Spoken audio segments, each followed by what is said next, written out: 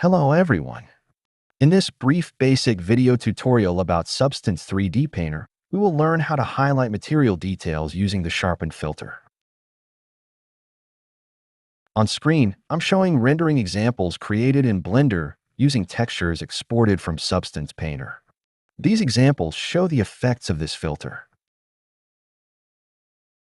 As you can see, this filter is particularly useful for materials with fibers and streaks, such as wood, or materials with imperfections, scratches, dents, and other similar details, like the worn metal on the 3D model of the barrel currently shown on screen.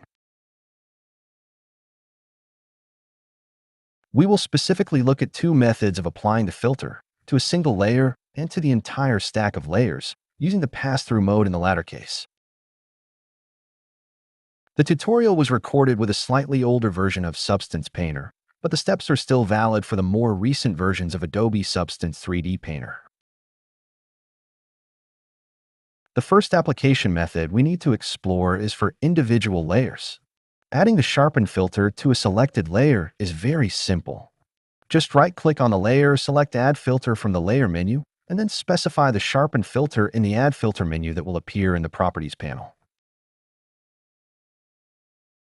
As you can see, the only parameter available for the filter is intensity, which is self-explanatory. Generally, it is not recommended to set a value higher than 1 for this parameter, as the final effect might become overly noisy. To determine the appropriate intensity for the effect, try experimenting by adjusting both the lighting orientation and the camera distance from the object. In the Properties panel, you can select or deselect the channels on which the effect will be applied.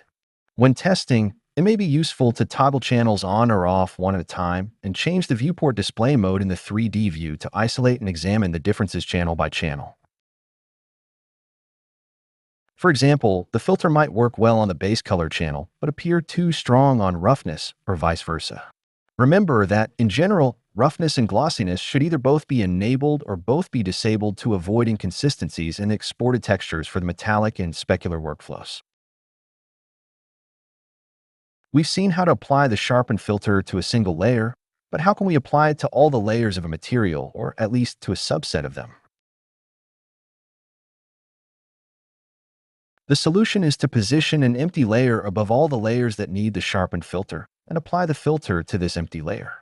Be careful to add an empty layer, not a fill layer. However, after applying the sharpened filter to the new layer, you won't see any effect in the scene.